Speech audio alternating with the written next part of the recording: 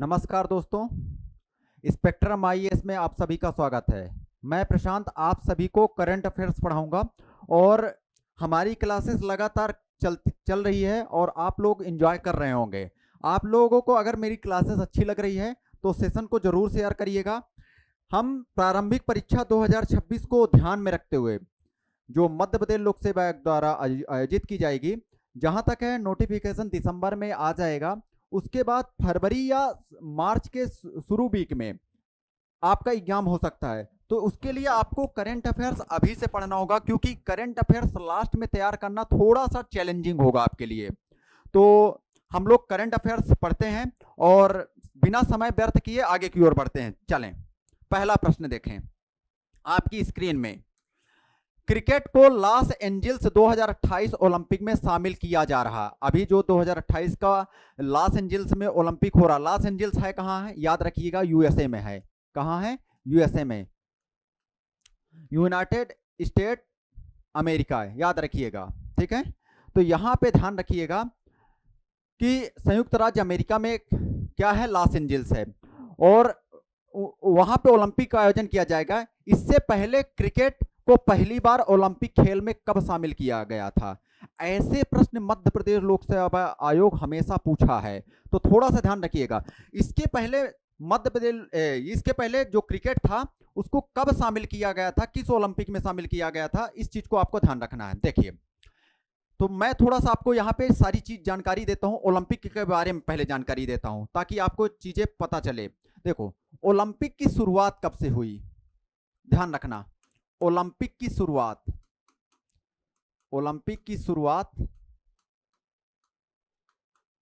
ठीक है, कब से हुई? 1896 में। पहली बार ओलंपिक कब हुआ? 1896 में। कहा? एथेंस में हुआ था, जिसे यूनान बोलते थे। ठीक है, ध्यान रखिएगा। उसके ये जो ओलंपिक खेल का जो ग्रीष्मकालीन ओलंपिक, दो तरह के ओलंपिक होते हैं, एक शीतकालीन ओलंपिक होता है, एक ग्रीष्मकालीन। यहां पे एक चीज और देख लेते हैं, ये कौन सा है? ग्रीष्मकालीन। ध्यान रखना है, ग्रीष्मकालीन ओलंपिक। और ये हर 4 साल में आयोजित किया जाता है। कितने साल में? 4 वर्ष में आयोजित किया जाता है। ध्यान रखना है इस पॉइंट को। और शीतकालीन ओलंपिक की शुरुआत कब हुई थी? 1924 में। शीतकालीन, वैसे ही शीतकालीन से कभी प्रश्न बनता नहीं, लेकिन मैं आपको बता देता हूं, शीतकालीन ओलंपिक की शुरुआत कब से हुई? 1924 से। और कहां से हुई थी? फ्रांस से। ठीक है, इस बात को आपको ध्यान रखना थोड़ा सा। अब यहां पे जब दूसरा ओलंपिक हुआ था, कहां हुआ? तो 1900 में, पेरिस में। और इसी ओलंपिक में क्रिकेट को पहली बार शामिल किया गया था। तो इस बात को आपको ध्यान रखना, कब शामिल किया गया था? 1900 के पेरिस ओलंपिक में। अब ध्यान रखना है कि अभी करंट में जो ओलंपिक हुआ था 2024 में, वो कहां हुआ था? उसका आयोजन कहां पे हुआ था? ध्यान रखिएगा, 2024 में पेरिस में हुआ था। 2024 में पेरिस में ओलंपिक हुआ था।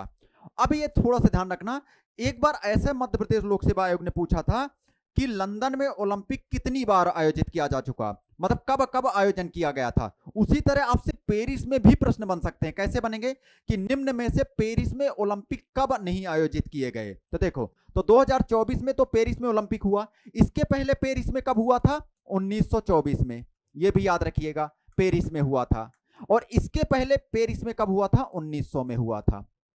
ये भी पेरिस में हुआ था। तो याद रखिएगा, ऐसे प्रश्न आपसे पूछे जा सकते हैं कि निम्न में से पेरिस में ओलंपिक कब नहीं हुए। तो यहां पेरिस में 3 बार हो चुके। एक प्रश्न तो ये दिमाग में रखिए। दूसरी चीज, 100 साल बाद, 100 साल, जब 100 साल हुए हैं तब जाके यहां पे 1924 के बाद 2024 में आयोजित किया गया पेरिस ओलंपिक। तो यहां याद रखिएगा, 1924 से 2024 मतलब 100वें साल आयोजित किया गया। ध्यान रखिएगा, 100वें साल कहां पे? पेरिस में फिर से वापस आयोजित किया गया। यह भी पॉइंट आपको ध्यान रखना है। अब इसी तरह लंदन में भी 3 बार आयोजित किया जा चुका है। लंदन में 3 बार। कब कब? ये एक बार पूछा जा चुका है मध्य प्रदेश लोक सेवा आयोग द्वारा। एक बार हुआ, पहली बार हुआ था 1908 में। फिर कब हुआ? 1948। फिर कब हुआ? 2012। ये भी आपको ध्यान रखना है। फिर कब हुआ? 2012। ये सारे के सारे पॉइंट आपको ध्यान रखना है। अब थोड़ा सा ओलंपिक के बारे में और समझेंगे। ओलंपिक समिति का गठन कब किया गया? ओलंपिक समिति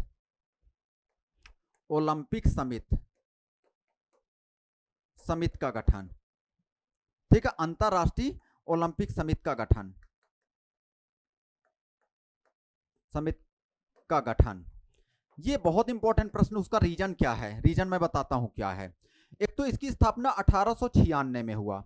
इसका मुख्यालय कहां है, हेडक्वार्टर याद रखिएगा लुसाने या लुजाने, कहीं कहीं दिया रहता है, स्विट्जरलैंड, स्विट्जरलैंड, स्विट्जरलैंड याद रखिएगा, कहां, स्विट्जरलैंड। ये पॉइंट आपको ध्यान, ये इसलिए इतना इंपॉर्टेंट है, इसकी पहली महिला अध्यक्ष अभी नियुक्त हुई है क्रिस्टी कोवेंट्री। ये बहुत इंपॉर्टेंट प्रश्न है, ये प्रश्न आपको एग्जाम में देखने को मिल सकता है। इसकी पहली महिला अध्यक्ष, पहली महिला अध्यक्ष अभी बनी है, अध्यक्ष कौन बनी है, क्रिस्टी कोवेंट्री, क्रिस्टी कोवेंट्री। बहुत इंपॉर्टेंट प्रश्न है, अभी करंट में ही ये नियुक्त हुई हैं, क्रिस्टी कोवेंट्री, कोवेंट्री, ये याद रखिएगा। कहां की हैं ये भी याद रखना। क्यों याद रखना, क्योंकि मध्य प्रदेश लोक सेवा आयोग का फेवरेट प्रश्न रहता है महिलाओं पे, और जब पहली बार कोई महिला नियुक्त होती है तो वहां से प्रश्न बनने की पॉसिबिलिटी 99.9% रहता है। तो यहां पे आपको याद रखिएगा जापान, वहां की है जिम्बाब्वे की, कहां की, जिम्बाब्वे। ये पॉइंट आपको ध्यान रखना है, ये सारे पॉइंट आपको दिमाग में रखना है। अब देखते हैं, एक चीज और देखते हैं, अभी जो 2024 का पेरिस ओलंपिक हुआ था उसके बारे में थोड़ा सा यहां पे देखते हैं। 2024 का Paris Olympic, Paris Olympic, Olympic, ठीक है, 2024 का पेरिस ओलंपिक ध्यान रखना है।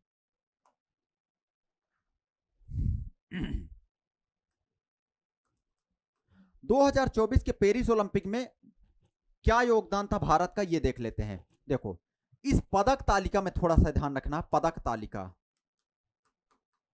पदक तालिका में सबसे ऊपर था यूएसए, सबसे ऊपर था यूएसए 126 पदक के साथ। ये उतना इंपॉर्टेंट नहीं है जितना इंपॉर्टेंट अपना भारत का है। भारत का अगर पदक देखें, भारत का पदक, टोटल पदक याद रखिएगा 6 थे, ये पूछा जाता है, जिसमें से गोल्ड कितने थे ये देखना है, रजत कितने थे ये देखना है, और कांस्य कितने थे। तो गोल्ड यहां पे 0 थे, गोल्ड कितने थे, 0। इस बात को मतलब एक भी गोल्ड नहीं आया अभी, कौन से 2024 के पे। रजत कितने आए थे, 1 आए थे, और कांस्य कितने आए थे, 5। तो टोटल पदक कितने मिले थे, 6, ये याद रखना। और स्थान की बात किया जाए तो भारत का स्थान क्या था विश्व में, 71वां।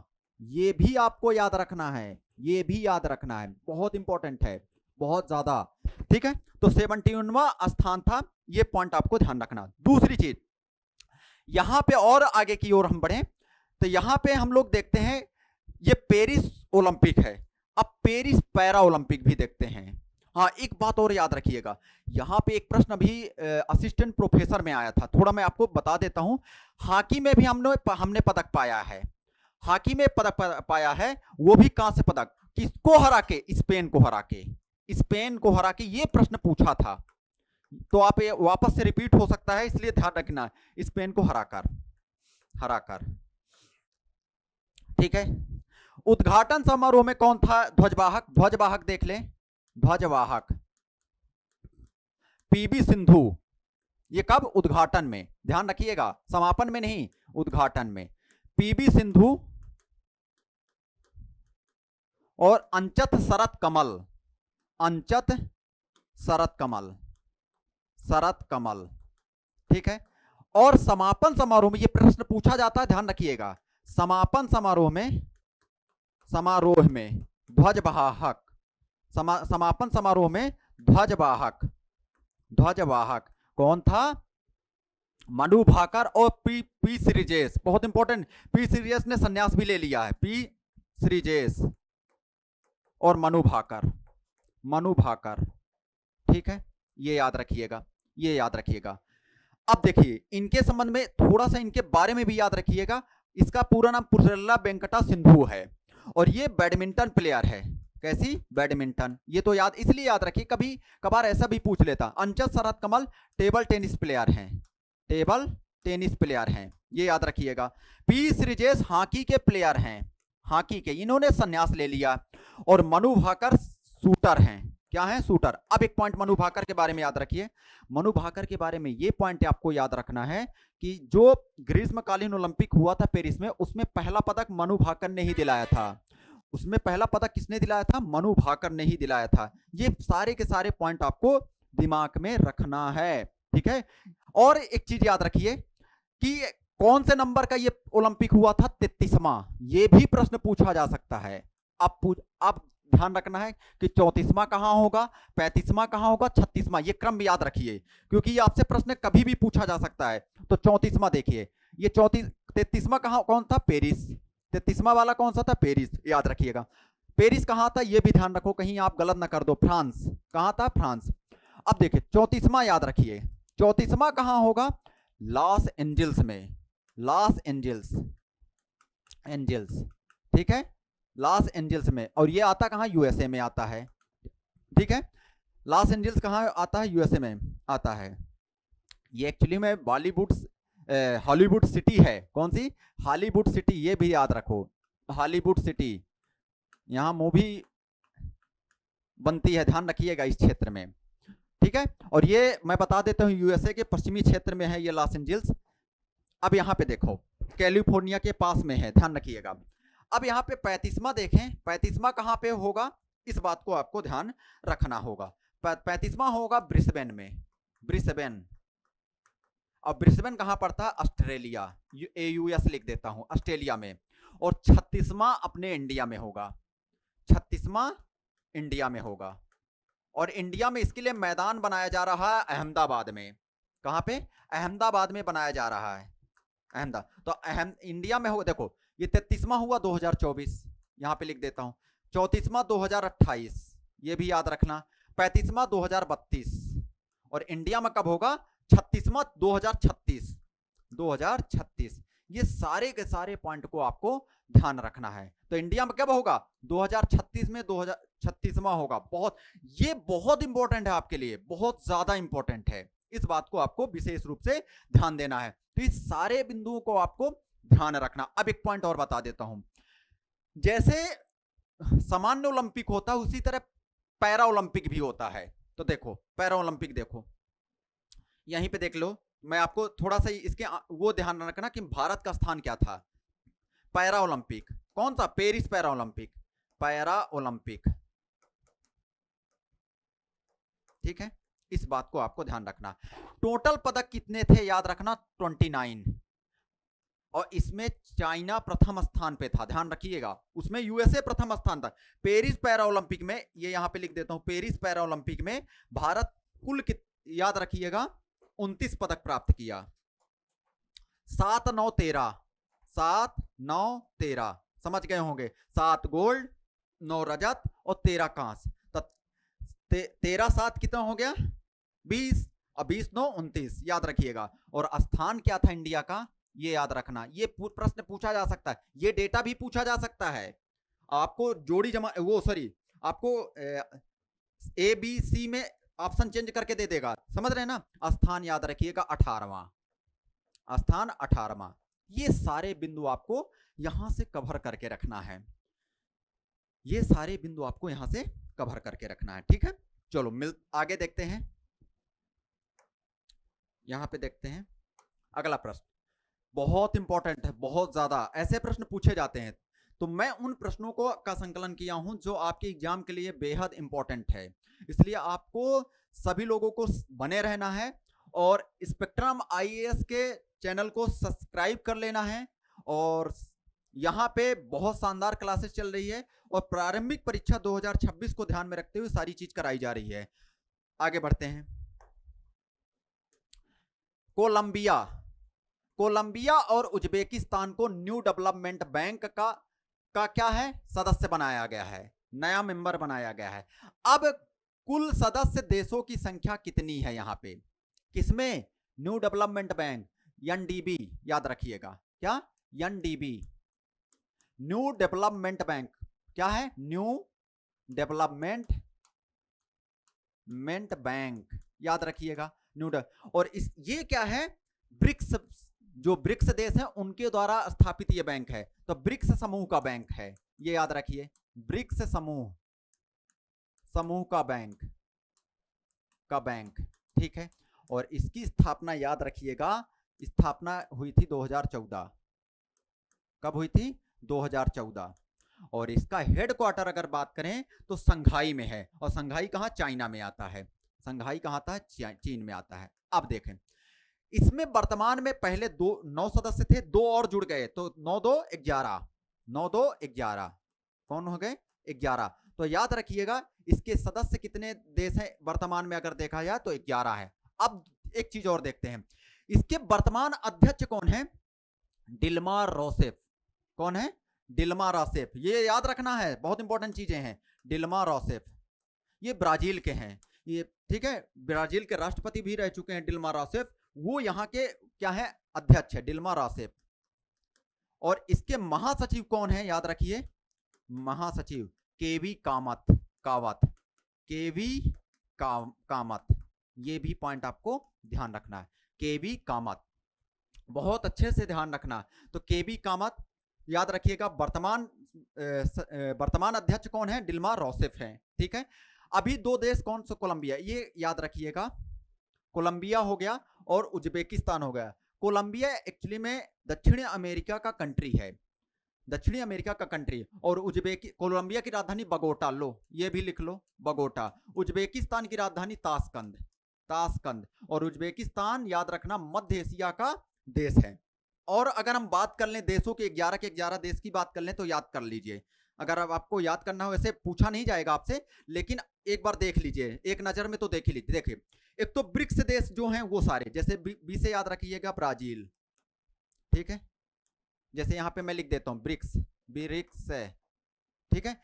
दूसरा रूस, इंडिया, आई से इंडिया, ये तो रहेंगे ही। चाइना, साउथ अफ्रीका, दक्षिण अफ्रीका, ये तो रहेंगे, ये तो 5 कंट्री हो गई। छठवां यहां पे इथोपिया, याद रखिए, ठीक है, इथोपिया याद है। ईरान याद रखिए, ठीक है। मिस्र याद रखिए, और कौन सा याद रखिएगा? संयुक्त अरब अमीरात।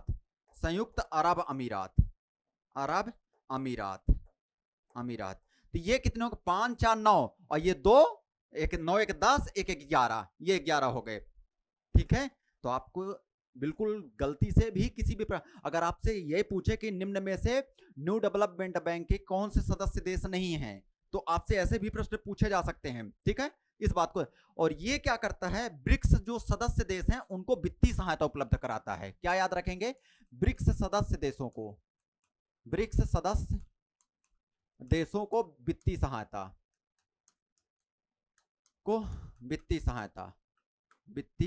सहायता, ठीक है। ये सारे के सारे पॉइंट को आपको दिमाग में रखना है, ये सारे के सारे पॉइंट आपको दिमाग में रखना है। चलें आगे बढ़ते हैं। बहुत इंपॉर्टेंट है, मोस्ट इंपॉर्टेंट है ऐसे प्रश्न, ध्यान रखिएगा। आज मैं आपको जनगणना की सारी जानकारी देता हूं व्यवस्थित तरीके से। देखो, देश की पहली जनगणना, डिजिटल जनगणना कब आयोजित की जाएगी?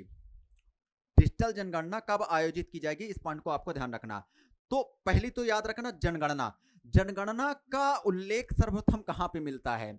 अगर ये प्रश्न आपसे पूछ लिया ना, तो मैं ये दावे के साथ कहता हूं कि बहुत कम लोगों से बनेगा। तो याद रखिएगा, इसकी सर्वप्रथम जानकारी कहां पे मिलती है? लिख लीजिएगा, सर्वप्रथम जानकारी जनगणना की ऋग्वेद से मिलती है। कोई नहीं बताएगा, सच बता रहा हूं, कोई नहीं बताएगा, इस बात को आपको ध्यान रखना। और ऐसे प्रश्न आजकल आयोग पूछता है, तो इसकी जानकारी कहां से मिलती है? ऋग्वेद से। दूसरा याद रखिएगा, सर्वप्रथम भारत में जनगणना 1872 में हुआ था। 1872 में लॉर्ड मेयो के समय में यह प्रश्न पूछा गया है, लॉर्ड मेयो के समय में। लेकिन डिकेडियल जनगणना मतलब दशकीय जनगणना कब हुआ? सबसे शुरुआत में याद रखिएगा, दशकीय जनगणना याद रखिएगा कब से शुरू हुआ था? 1881 में। ये पॉइंट तो आपको याद रखना। और क्या याद रखना? आप देखो, ये जो जनगणना कराने का काम किसके पास है? ये गृह मंत्रालय के अधीन, गृह मंत्रालय के अधीन, याद रखना। यहाँ पे जनगणना आयुक्त, महापंजीयक रजिस्ट्रार होता है एवं जनगणना आयुक्त कौन होता है? गृह मंत्रालय के अधीन, याद रखना है। ये ध्यान रखना, पूछा जा सकता है, गृह मंत्रालय का काम है ये। गृह मंत्रालय का एक विभाग है, याद रखिएगा, महापंजीयक एवं जनगणना आयुक्त, जनगणना विभाग, जनगणना विभाग, याद रखिएगा। और इस टाइम कौन है ये याद रखना, ये प्रश्न पूछा जा सकता है, मृत्युंजय कुमार। कौन है जनगणना आयुक्त? मृत्युंजय कुमार। जनगणना आयुक्त कौन है? अच्छे से याद रखिएगा, मृत्युंजय कुमार, मृत्युंजय कुमार, कुमार, ठीक है। ये पॉइंट आपको ध्यान रखना। लेकिन 2011 के जनगणना आयुक्त थे, क्योंकि 2011 में कौन थे? चंद्रमौली साहब। 2011 में कौन थे? 2011 में याद रखिएगा, 2011 में कौन था? चंद्रमौली साहब। 2011 में कौन थे? चंद्रमौली, चंद्रमौली साहब। अब एक चीज और याद रखिए, सबसे पहले भारत के जनगणना आयुक्त कौन थे? डब्ल्यू प्लॉडेन। कौन थे? ब्रिटिश थे ये, ध्यान रखिएगा, डब्ल्यू प्लॉडेन। प्लॉडेन का कुछ भी पूछे आप कर जाएं, डब्ल्यू प्लॉडेन पहले जनगणना आयुक्त थे, जनगणना आयुक्त थे। ये सारे के सारे बिंदु को आपको ध्यान रखना, ठीक है। ये सारे के सारे पॉइंट को आपको ध्यान रखना। और क्या याद रख सकते हैं, अभी मैं बताता हूं थोड़ा सा। तो यहाँ पे डिजिटल जो जनगणना हुई थी, याद रखिएगा, होने वाली है ये 2027 में, पहले तो ये याद रखिए। और कितने चरणों में होगी? 2 चरणों में। ये पॉइंट आपको ध्यान रखना, कितने चरणों में? 2 चरणों में, जिसमें पहले चरण में जम्मू कश्मीर को, लद्दाख को, इनको सम्मिलित किया जा रहा है। इस बात को विशेष रूप से आपको ध्यान रखना है। ये सारे के सारे याद रखना है पॉइंट को, ठीक है। ये सारे के सारे पॉइंट आपको ध्यान रखना। तो 2027 में अब क्या याद रखना है? कुछ चीजें और थोड़ा सा ध्यान रखने हैं कि जैसे जो जनगणना हुई थी, ये 10 की जनगणना हुई थी, ये सज्जन रिपन, जिसे लॉर्ड रिपन कहते हैं, लॉर्ड रिपन, ये वायसराय रहते हैं, उनके समय में होती, ये याद रखिए, लॉर्ड रिपन के समय में।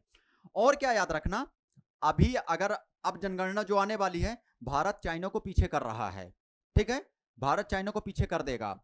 अगर अब ये ऑफिशियल आ जाए, उसके बाद अपन बोले तो ज्यादा सही रहेगा। ऑफिशियल आ जाएगा पूरी तरह से, तो भारत निश्चित ही चाइना को पीछे कर देगा जनगणना में। इस बात को विशेष रूप से ध्यान देना है। महान विभाजक वर्ष कौन सा ईयर कहलाता है? जहां पे जनगणना मतलब जनसंख्या में कमी आई थी, ठीक है। तो महान विभाजक वर्ष याद रखिए, महान विभाजक वर्ष, महान विभाजक वर्ष याद रखिएगा, 1921 को कहा जाता है। 1921 को महान विभाजक वर्ष कहा जाता है, ठीक है। ये सारे के सारे पॉइंट को आपको ध्यान। और याद रखिए, ये जो जनगणना होने वाली है वो कौन सी क्रम की है? 16वीं। ये भी याद रखिए, कौन सी? 16वीं। बाकी हम लोग आगे पढ़ेंगे। अब जैसे यहाँ पे जितने भी जनगणना से संबंधित प्रश्न बनेंगे ना, मैं इसकी एक अलग से क्लास लूंगा। उसका रीजन ये है कि 1 घंटे की क्लास कम से कम इसके लिए चाहिए। क्यों चाहिए 1 घंटे की? क्योंकि यहां से प्रश्न निश्चित ही बनेंगे एग्जाम में, क्योंकि लगातार चर्चा में है ये, ठीक है। तो मैं जनगणना के लिए अलग से आपके लिए क्लास लाऊंगा, निश्चिंत रहिए। उसमें मध्य प्रदेश की भी जनगणना को सम्मिलित किया जाएगा और भारत की भी जनगणना को सम्मिलित किया जाएगा। उसके लिए लगभग मुझे 1 घंटे चाहिए। क्यों चाहिए? क्योंकि मैं पूरे डायमेंशन खोलूंगा, ठीक है। इस बात को विशेष रूप से आपको ध्यान देना है। तो चलें आगे, चलते हैं। अगला प्रश्न देखें। अच्छा, ये रिपीट हो गया है यहाँ पे शायद प्रश्न, कोई बात नहीं, यहाँ पे आगे बढ़ते हैं। बहुत इंपॉर्टेंट, बहुत ज्यादा इंपॉर्टेंट।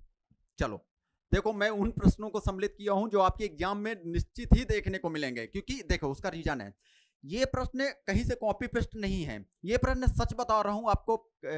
कैसे बताऊं? कभी किसी दिन स्क्रीन में लाके दिखाऊंगा कैसे बनाता हूं, हाथ से लिख के मैं बनाता हूं, ठीक है। और आपके लिए एक आधे घंटे पहले इन प्रश्नों को बनाता हूं, तब जाके आपको बेहतरीन ये प्रश्न मिलते हैं, ठीक है। चलें आगे बढ़ते हैं। हाल ही में मराठा काल के 12 किलो को यूनेस्को की स्थायी सूची में शामिल किया गया है। ये किले किस अस्थाई नहीं, अस्थाई है, थोड़ा ध्यान रखना, अस्थाई सूची में शामिल कर दिया गया है, ठीक है। इस बात को ध्यान रखना है। किस राज्य में स्थित है? इसका मतलब ये ध्यान रखिए, ये 44वां विश्व धरोहर स्थल है, 44वां विश्व धरोहर स्थल है। कौन सा? ये भारत का 44वां। अब इसके मतलब 43वां कौन था? असम का, असम का कौन था? चराई मेवदेव, चराई मेवदेव। ठीक है, याद रखिएगा।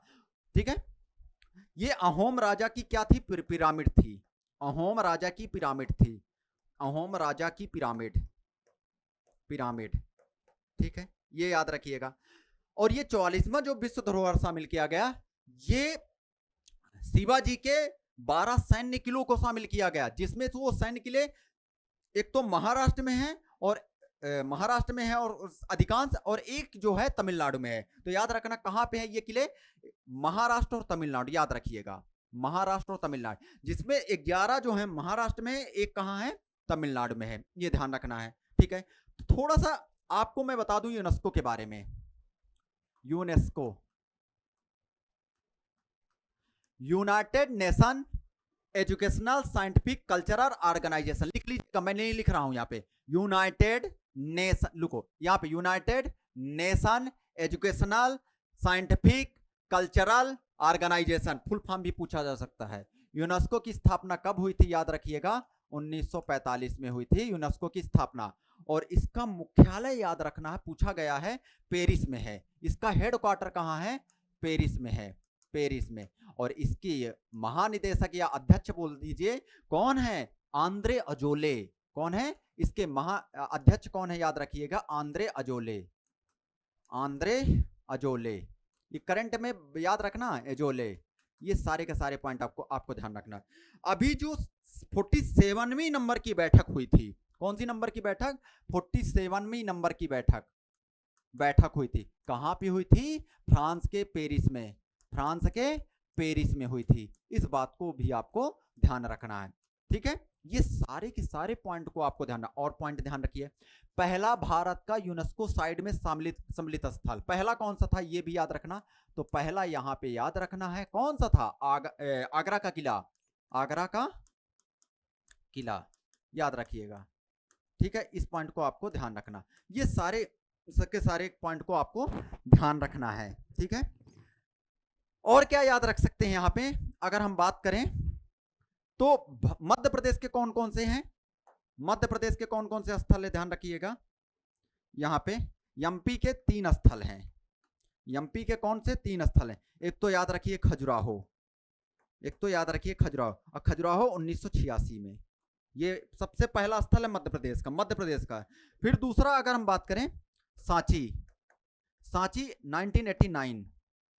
और तीसरा याद रखिएगा भीमबेटका, भीमबेटका, ये 2003। बहुत अच्छे से याद रखना है, ये सारे के सारे, ये सारे के सारे बिंदुओं को बहुत अच्छे से याद रखना है। ठीक है, तो आपको मैंने सारे डायमेंशन कवर करा दिए यहाँ पे, इस बात को विशेष रूप से ध्यान देना है।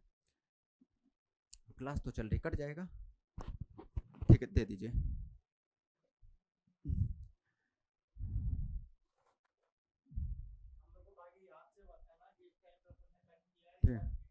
ठीक है, ठीक है, चलें आगे बढ़ते हैं। ठीक है, आगे बढ़ते हैं। हाल ही में भारत और किस देश के बीच सूर्य किरण सैन्य अभ्यास का 8वां संस्करण हुआ? हम वापस से इसको चलते हैं। हाल ही में भारत और किस देश के बीच सूर्य किरण सैन्य अभ्यास का 8वां संस्करण हुआ? ये मत याद रखिए कौन सा संस्करण हुआ, ये याद रखिए, ये सैन्य अभ्यास से प्रश्न बनते हैं। तो सूर्य किरण किसके किसके बीच हुआ था? याद रखिएगा, होता है तो ये सूर्य किरण भारत और नेपाल के बीच होता है, भारत प्लस नेपाल के बीच सूर्य किरण। कौन सा? सूर्य किरण। अब देख लेते हैं और सारे किनके किनके बीच कौन सा होते हैं। ठीक है, देख लेते हैं। जैसे यहां पे देखिए, अगर हम अमेरिका की बात करें तो अमेरिका के और भारत के बीच कौन कौन से होते हैं? अमेरिका प्लस भारत, इसके बीच कौन कौन से होते हैं? ध्यान रखिएगा, अमेरिका प्लस भारत के बीच याद रखिएगा, एक तो कोप, ठीक है। दूसरा युद्धाभ्यास, युद्धाभ्यास याद रखिएगा। तीसरा याद रखिए वज्र प्रहार, वज्र प्रहार, ठीक है। तो कोप, युद्धाभ्यास, वज्र प्रहार, ठीक है, याद रखिएगा। रेड, ठीक है, ये भी होता है रेड अभ्यास। तो याद रखिएगा कोप, युद्धाभ्यास, वज्र प्रहार, रेड, याद रखिएगा। ये पॉइंट सारे के सारे आपको यहाँ पे किससे, यूएसए से जोड़ के रखना है। और हम बात करें जैसे मैत्री की बात करेंगे और मित्र शक्ति की बात करेंगे। मित्र शक्ति इंपॉर्टेंट है ये सारे। मैत्री की बात करें, मैत्री भारत और थाईलैंड के बीच होता है, भारत प्लस थाईलैंड, थाईलैंड, ये याद रखिए। मित्र शक्ति किसके किसके बीच होता है, भारत और श्रीलंका, भारत प्लस श्रीलंका। एक और याद रखिए श्रीलंका, ठीक है। एक और याद रखिएगा मित्र शक्ति के बाद सिलीनेक्स, सिलीनेक्स, ठीक है, सिलीनेक्स, ये भी याद रखिए भारत और श्रीलंका के बीच है। लेकिन सिम्बैक्स, सिम्बैक्स याद रखिए, सिम्बैक्स ये भारत और सिंगापुर के बीच, भारत प्लस सिंगापुर के बीच होता है, सिंगापुर, ये पॉइंट आपको ध्यान रखना। भारत प्लस सिंगापुर के बीच सिम्बैक्स होता है, भारत और सिंगापुर के बीच कौन सा होता है, सिम्बैक्स। ये पॉइंट आपको ध्यान रखना पड़ेगा। दूसरी चीज यहां पे और ध्यान रखें कि nomadic Elephanta, nomadic Elephanta, Elephanta, nomadic Elephanta Bharat और मंगोलिया के बीच होता है, भारत और मंगोलिया, मंगोलिया, ठीक है, भारत और मंगोलिया के बीच नोमैडिक एलिफेंट होता है। हैंड इन हैंड, ये भी याद रखना, हैंड इन हैंड, भारत और चाइना, भारत प्लस चीन, hand in hand Bharat plus चीन के बीच होता है। ये पॉइंट आपको ध्यान रखना, भारत प्लस चीन की बात के बीच होता है, हैंड इन हैंड, ठीक है। और क्या याद रखना है, खंजर, भारत और किर्गिस्तान, खंजर याद रखिए, भारत और किर्गिस्तान, किर्गिस्तान, ठीक है, भारत और किर्गिस्तान याद रखिएगा, ठीक है। इस बात को आपको, हाँ, संप्रीति याद रखो, संप्रीति इंपॉर्टेंट है, संप्रीति। और एक अलनगाह याद रखिए, अलनगाह, अलनगाह और संप्रीति। संप्रीति होता है भारत और बांग्लादेश के बीच, भारत प्लस बांग्लादेश, बांग्लादेश, ठीक है। ये प्रश्न पूछे गए हैं पिछले एग्जाम में, जोड़ी नहीं, इनमें से कौन सा कथन गलत है, ध्यान रखिएगा। अलनगाह याद रखिए, भारत और ओमान, भारत ओमान, ओमान, याद रखिएगा। अब और कुछ याद रखिए, जैसे गरुड़ और वरुण, गरुड़ वरुण, ये भारत और फ्रांस। जब गरुड़ और शक्ति जुड़ जाएगा तो इंडोनेशिया के साथ हो जाएगा। गरुड़ वरुण याद रखना, भारत फ्रांस, फ्रांस। लेकिन गरुड़ शक्ति याद रखना, गरुड़ शक्ति ये भारत और इंडोनेशिया, भारत इंडोनेशिया, इंडोनेशिया, याद रखिएगा। भारत और इंडोनेशिया के बीच गरुड़ शक्ति है, ठीक है।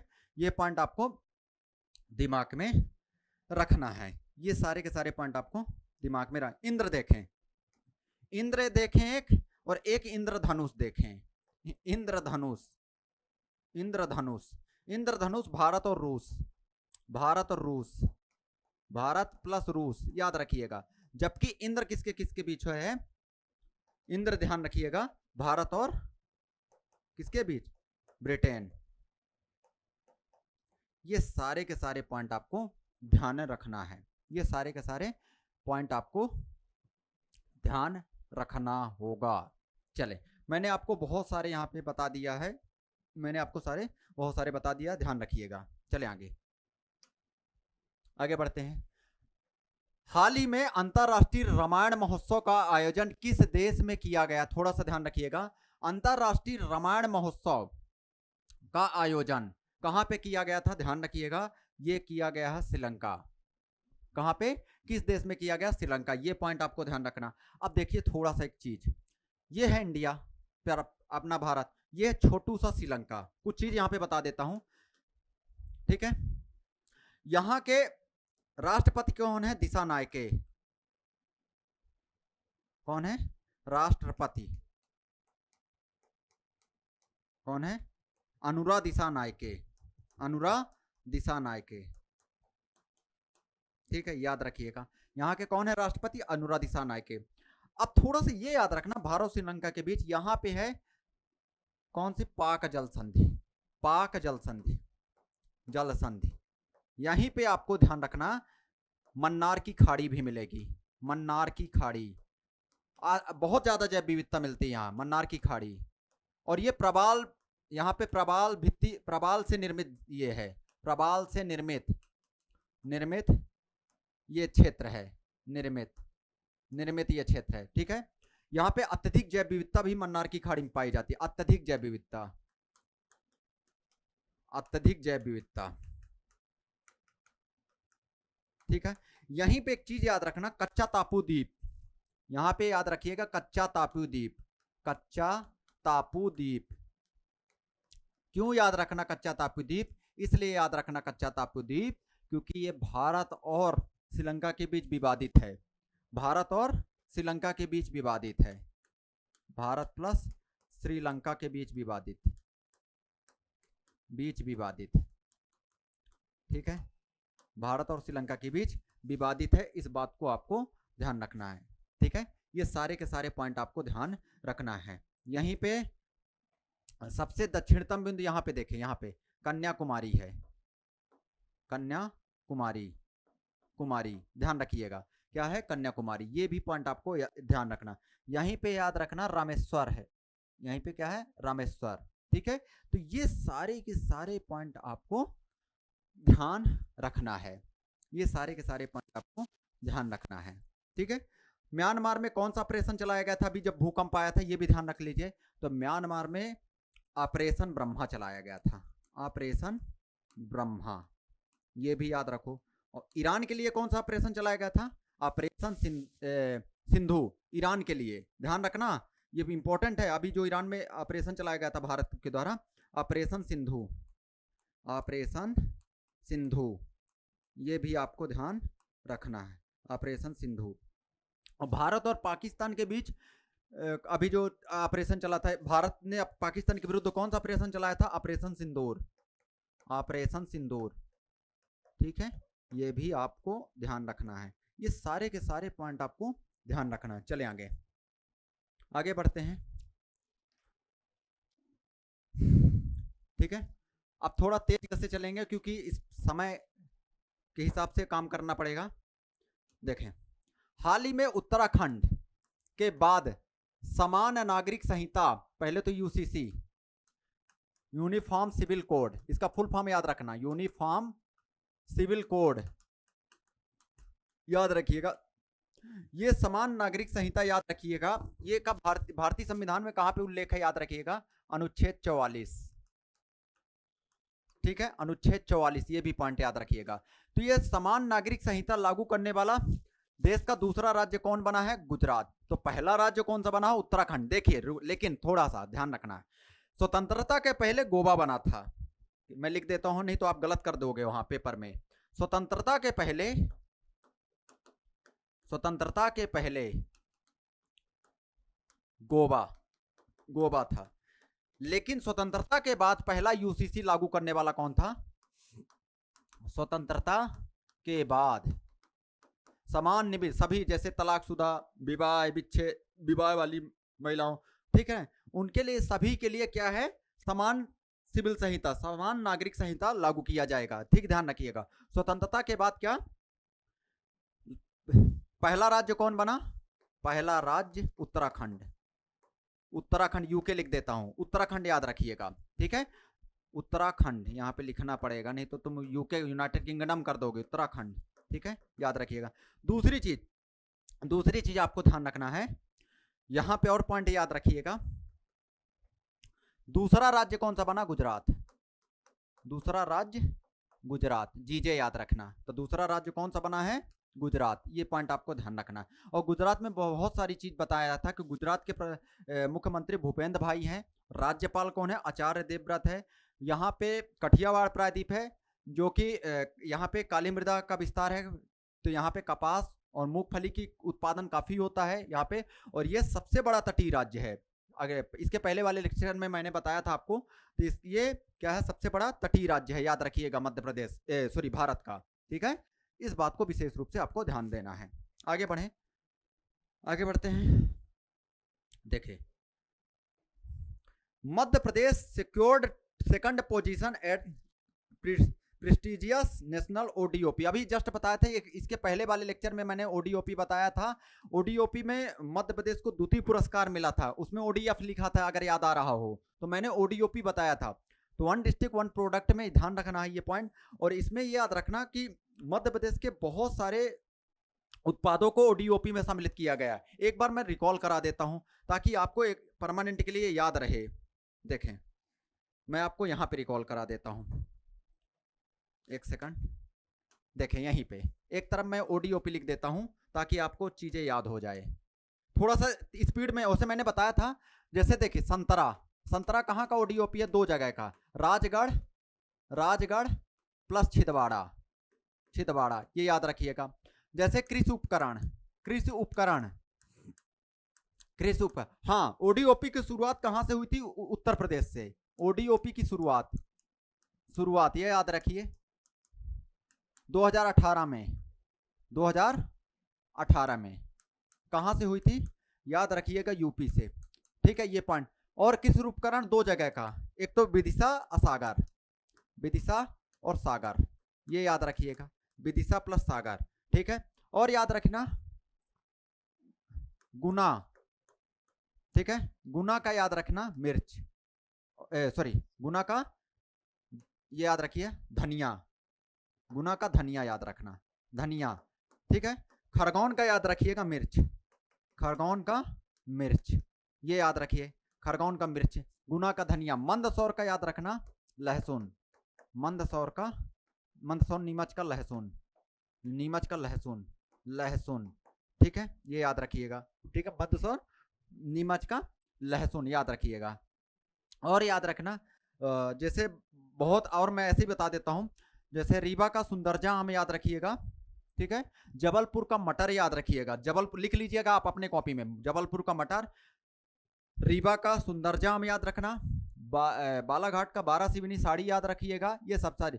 और दूसरी चीज यहाँ पे धार का बाग प्रिंट याद रखिएगा, ये सारी चीजों को आपको ध्यान रखना। मुरैना का गजक याद रखिएगा, मुरैना का सरसों, भिंड मुरैना का सरसों याद रखिएगा, ये सारे के सारे पॉइंट आपको, खंडवा का प्याज याद रखिएगा, ये सारे के सारे बिंदु आपको ध्यान रखना है। ठीक है, तो इसमें मध्य प्रदेश द्वितीय पुरस्कार प्राप्त किया है। आगे बढ़े, ये क्या है, हाँ, ये यहाँ पे दिया है, ये दिया है, द्वितीय रजत पदक प्राप्त किया, द्वितीय पुरस्कार। ठीक है, ये सब यहाँ। हाँ, एक चीज और ध्यान रखना, अभी जो, अब देखो मैंने क्या बताया था, किन किन देशों की यात्रा कर चुके। देखो, अभी ये गए हैं कौन, मोहन यादव जी, मध्य प्रदेश के मुख्यमंत्री। इसके पहले ये कहां कहां जा चुके हैं, किस विदेश, मतलब जब से ये मुख्यमंत्री बने तो निम्न देशों की यात्रा कर चुके। कौन कौन से, एक तो याद रखिएगा, Germany, United kingdom, UK, Japan, UAE, और स्पेन भी कल चले गए, स्पेन, याद रखिएगा। तो ये कहां गए हैं, ध्यान रखना, ये स्पेन भी गए हैं, यहां पे कहीं पे लिखा होगा, देखिए 1619 मैड्रिड, ये स्पेन भी गए हैं, ध्यान रखिएगा, कहां, स्पेन की यात्रा में भी हैं। तो ध्यान रखना, ऐसा पूछा जा सकता है कि निम्न में से डॉक्टर मोहन यादव 2025 में किन देशों की यात्रा नहीं किए, किन विदेशी देशों की यात्रा नहीं किए। तो ध्यान रखना, तो ये स्पेन, ये कुल मिलाकर निवेशकों को आकर्षित करने के लिए गए हैं। ठीक है, और मैं आपको बता चुका हूं कि अभी यूएई गए थे, तो वहां पे इनके बीच एक समझौता हुआ है कि यहाँ पे निवेश करेंगे। जैसे पीएम मित्र मेगा पार्क कल बताया था मैंने, पीएम मित्र मेगा पार्क कहाँ पे है, धार में, वहाँ पे वहाँ के निवेशक निवेश करेंगे। इलेक्ट्रॉनिक्स पार्क जो है वो भोपाल में, वहाँ पे निवेश करेंगे। फार्मा का पार्क कहाँ पे, देवास में बनाया जा रहा है, वहाँ पे निवेश करेंगे। ये सारी चीज, मेडिकल डिवाइस पार्क कहाँ पे है, उज्जैन में, वहाँ पे निवेश करेंगे। ये सारे के सारे बिंदुओं को आपको ध्यान रखना है, ये बहुत इंपॉर्टेंट है। मध्य प्रदेश सरकार के प्रयास, जनजाति वर्ग का समग्र विकास, धरती आबा ग्राम उत्कर्ष अभियान, ये याद रखना, ये सबसे बड़ी योजना है जनजाति के लिए। इसमें 17 मंत्रालय काम कर रहे हैं, कितने, 17 मंत्रालय काम कर रहे हैं। और जनजातियों के उत्थान के लिए कौन सी योजना लाई गई है, 2024 में लाई गई थी, ध्यान रखिएगा। कौन सी योजना? धरती आबा जनजाति ग्राम उत्कर्ष अभियान लाई गई थी। ठीक है, ये जनजातियों के लिए सबसे बड़ी योजना है, ध्यान रखिएगा। ठीक है, ये सारे के सारे पॉइंट आपको दिमाग में रखना है। ठीक है, आपको यहाँ पे दिख रही होंगी सारी चीजें। और अगर सेशन अच्छा लग रहा है तो लाइक और कमेंट करना ना भूलें। ठीक है, तो मिलते हैं नेक्स्ट क्लास में। Have a nice day. और आप लोग सेशन को शेयर करिएगा। ठीक है, और आप लोग ये देख सकते हैं नवीन बैच प्रारंभ है यहाँ पे। मिलते हैं नेक्स्ट क्लास में। Thank you so much.